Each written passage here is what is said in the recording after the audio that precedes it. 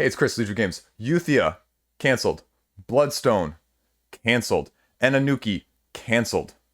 What do these things have in common? What's the point of a funding goal anymore anyways? How do you feel about this? Let's talk. This is a very interesting, very dynamic point in conversation in our hobby right now. Let's do this.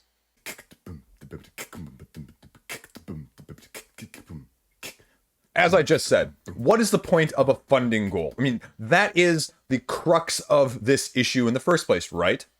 For years now, and you've heard me harp on it on my weekly Kickstarter roundup, crowdfunding roundup, GameFound roundup.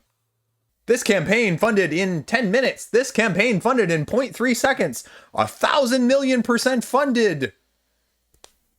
Doesn't mean anything. Doesn't mean anything. It's about as valuable as the Kickstarter logo. Kickstarter loves this project. Kickstarter just picks the ones that are getting the most money, pretty much 99% of the time. Ones that are getting the eyeballs. Ones that they shoot up the list of their popularity when you sort by that, right?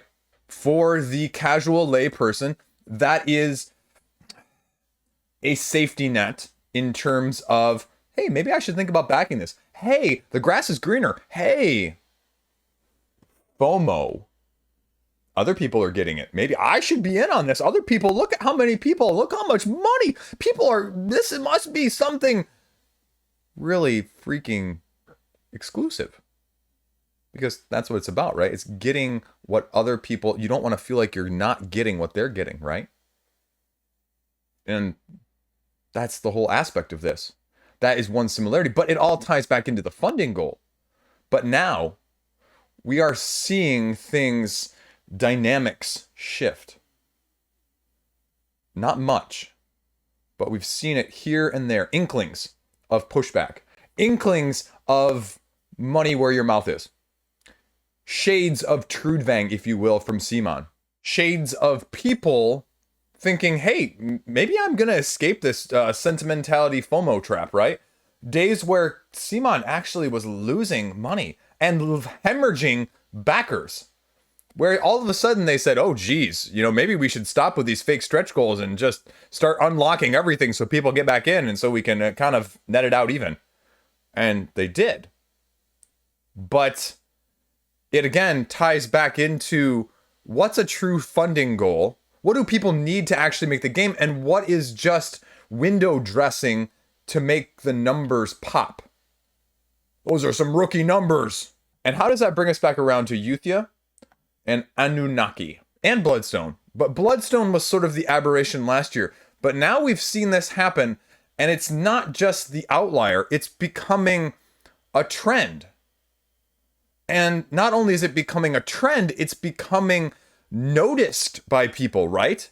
This is not going unnoticed. This is not a 20 or 30,000 or even a 10 or $15,000 game, not being able to compete. And this isn't just the small fries, right? These are big name games, companies, designers going, oh, geez. Wee. And part of it is keeping up with the Joneses. What do you see in common? I mean, part of it has to be, right? The inflation of deluxification. You heard that here first. The inflation of deluxification. Everything nowadays has to be much bigger, much better, much more. The first time around, Euthia, people saying like the legendary pledge level was 2 Gloomhaven sized freaking boxes, right? For like $300 and some. That's massive. This is a Euro game. Euro games, especially these types, tend to be plastic-less. And now all of a sudden you scroll down and you start seeing this and it is chock full of why? Aesthetic deluxifications. Because that's what miniatures are, folks. Miniatures are deluxifications for the Amerithrash or the non-worker placement folks most of the time. We don't see them on the purely Euro, especially worker placement aspects a whole lot. And now all of a sudden, not only is it the miniatures, but it's the markers and the settlements and, the special cubes and the special six-sided dice that are now, swirly and special characters on them. And everything is going to have coins and, just everything that go along with that. And because people are so concerned about this little thing right here, boom, right there, or this little thing right here, projects we love. Look, you can even click on it and get a link to all the other projects that they love. Look at that. They're all highly, highly funding. Shocking, Kickstarter. But I mean, look at this. Funded. Now, again, this one doesn't have it there. Funded, little thing right there. Exclusive right there. 1,800% funded right there. I mean, and that's just me. And this is a bad week for that. Usually, it's splayed all over. So this is much less than the usual. This is a poor example, but you know what I'm talking about. That's what it goes back to. And now, how does this tie into Euthia? Dia Games, apparently, and I'm sure more information will come out very shortly. I think they've lined up several interviews. I'm sure we're going to hear from several other industry experts. Dice Tower just did a video last week on the publishing aspect of things and the shipping side of things and the freight and the overhead. And Board Game Co. is going to do a video shortly talking about the margins. The margins are not great, folks. Even CMON's margins aren't great. That's a whole nother video, but CMON's margins aren't great. And it's catching up with everyone because not only is it shipping, it's shipping and freight. Freight is the thing that's gone jacked up, but it's trickling down to us through shipping. It's also trickling down to us in the cost of the product, but people are underestimating, leading them to make their grand gesture, their grand opera, their magnum opus of a project, and not being able to recoup it because the margins were so thin the first time if you don't meet the quota of what you need. In this case, they said 6,000 backers, and it got poo-pooed at the time. People criticized them at the time. Arydia. Arydia took a lot of crap here the first couple days. And it doesn't say it here, and I wish it would have. But they had a funding goal, what was it, like $700,000 or something like that? Because they said, in order to make the game the way we want to, with the margins we need, this is what we need. This is what we actually need to do it. Not some halfway in between, not some marginally low to pump up our rookie numbers. But this is what we freaking need. And if we get more than this, guys, we're going to try and do a few extra things. But they're one of the few campaigns, especially anything remotely large, that's done that. I mean, CMON, 50,000. What do you think would happen if CMON got like 75,000 in a campaign nowadays, right? You think you'd have all those stretch goals? You think they'd cancel almost immediately if it wasn't going anywhere? Same thing with Awakened Realms. If Awakened Realms put out a dud with all of the stuff that they do on top of it, I mean, it's not going to happen, but because of the hype, but if it did, do you think that all of a sudden maybe things would change? But that's my point. That's the point going back all the way to Trudvang here, is we only see things change when the money, us as consumers, forces the change, right? Very rarely do you see the publisher side of things with Arydia. And as a small publisher, it's easy to get caught up in that trap because it's an alluring trap. It's a trap that has worked well, right? It's sucked in a lot of money. It's sucked in a lot of people. It's sucked in me several times. But the real question is, and the answer at the same time is it sustainable? And the answer is no, it's not. And now we're starting to see the ramifications of it. And I give Euthia a lot of credit because there was a lot of comment, about what's going to happen. And, I want a copy of this game now desperately. I think it might be a great game for me. You can't get it.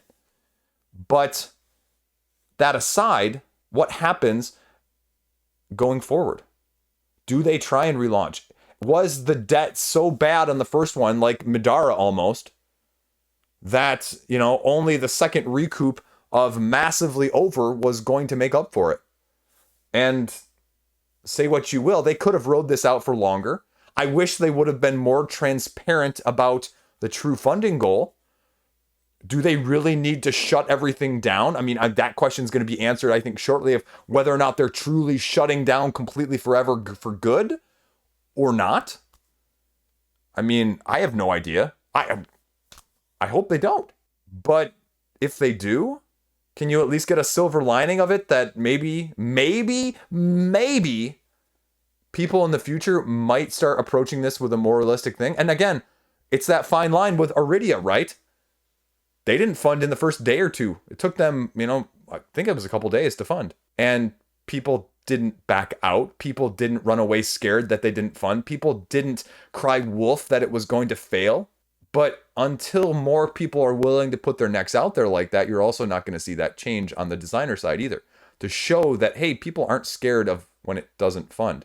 Just because with this campaign, with not really this one, but a little bit in this sense, but especially this one, ones that were well over the funding goal, that you can still fail.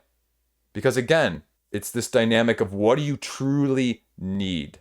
Can you scale economically back? If the inflation costs are eating you up, do you need to have miniatures with all of this?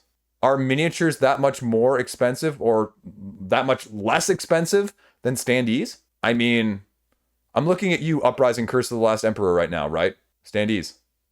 Great table presence. Fantastic game. Doesn't take away at all. Colored already even. Vagrant Song.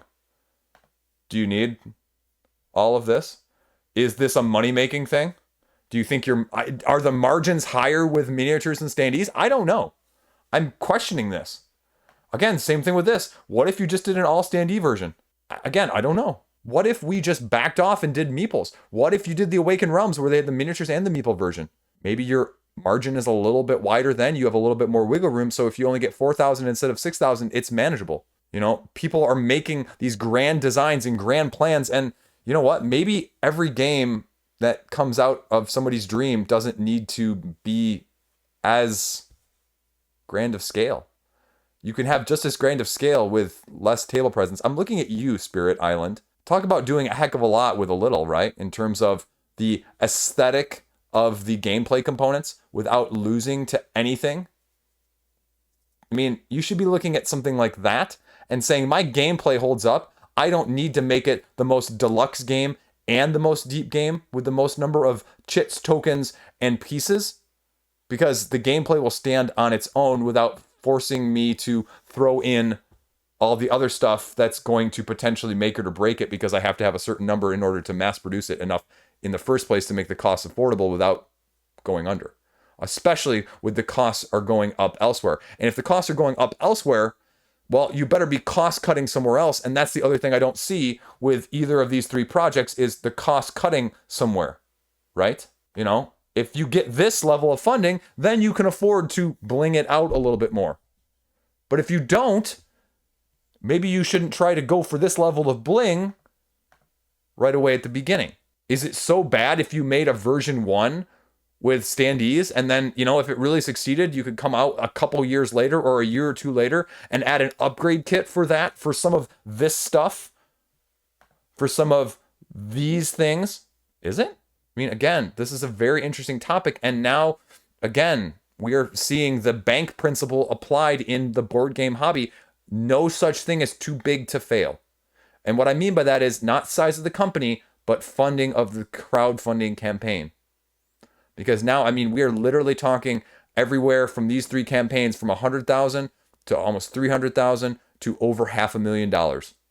If the economy of your scale is not working at $500,000, again, I know you want to do all of this stuff, but maybe there should be some restraint.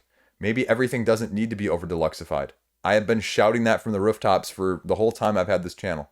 And now we're seeing some of that. I'm not saying that's the sole cause of this by any means. We're seeing some of that come to fruition now because the prices on shipping and materials are forcing the issue of slimmer margins. And apparently some of these things are just not willing, or people are not willing to be cut on certain things or compromise the artistic goal or vision on those aspects. And again, I'm not speaking as someone who knows all these answers, but if your margins are becoming worse, you got to cut back on something, or this is going to happen more.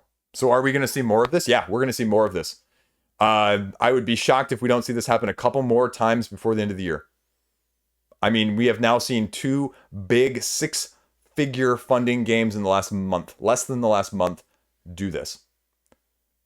Because internal expectations versus external expectations were not met. And if you don't tell us what your expectations are, I mean, the other thing I wonder, as a last note on Euthia, if they had said, even before canceling it, and again, I give them a lot of kudos for canceling because they could have rode this, they could have tried to make it work, they could have taken the money and ran potentially.